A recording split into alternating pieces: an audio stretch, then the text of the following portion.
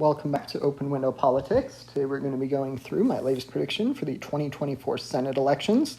The election is coming up in just a few days, so while the majority of the focus and attention is on the presidential level, the makeup of the Senate is also at play. There are quite a few Senate seats that are up for grabs, and this map generally does favor the Republican Party. They are able to automatically get the pickup in West Virginia. This is Joe Manchin's old seat, and they have a really good chance of picking up a few more seats, but we'll go through each of these. So I'll start out, I've already characterized the safe and likely states. We have the two likely states for the Republicans of Nebraska and Florida. For the Democrats, we have just the seat in Maryland there. Generally, this wouldn't be a competitive seat, but it is this time around, which has been interesting just because the Republican is a little more popular and has been a previous governor. But we will start out by classifying the lean Republican states. So right off the bat, we have the state of Texas. I'll add a tilt margin for later. In Texas, it's going to be close. It will probably be closer than in Florida, which is a bit interesting. But I do think that Cruz is most likely going to be able to pull this off and win another term. And let's see here, do we have any other? No. All right, now we'll go to the to the lean blue states.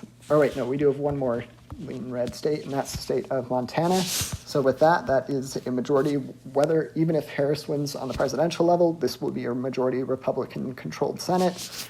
And we still have yet to classify all this, so we will start with that. And then on the lean blue level, however, there are a couple of those. So in Nevada, for example, that is most likely going to be in the lean blue column.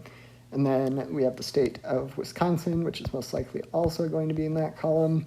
And then in the state of Pennsylvania, which is going to most likely again.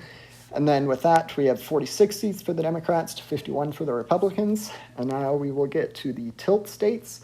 So we'll start out for the Democrats. The Democrats, I think Ruggiero, it has been narrowing up a little bit in the polls, but I do think that he will most likely be able to pull off a victory in the state of Arizona. And I think it's going to be a similar situation in Michigan. I think Michigan on the Senate level might be one of the closer states. Generally, it's the most left-leaning state, so you'd guess it would be the most left-leaning on the Senate level. But just because there isn't an incumbent in this race, I do think the Democrats will win in the state. And I think they've got a good chance on the presidential level, probably the best chance out of any of the swing states for the Harris campaign. And I do think that will maybe be enough to carry the Democrat over the finish line in the state of Michigan. And then we get to the state of Ohio. The early vote Republicans have been doing quite well in the early vote that has been coming in the state of Ohio. And generally that's a bad sign for the Democrats.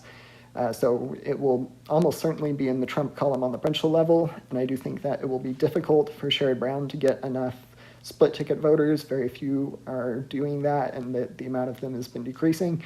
So I don't think it will be enough for Sherrod Brown to be able to make another term, so I'm going to predict that seat will narrowly end up in the Republican column.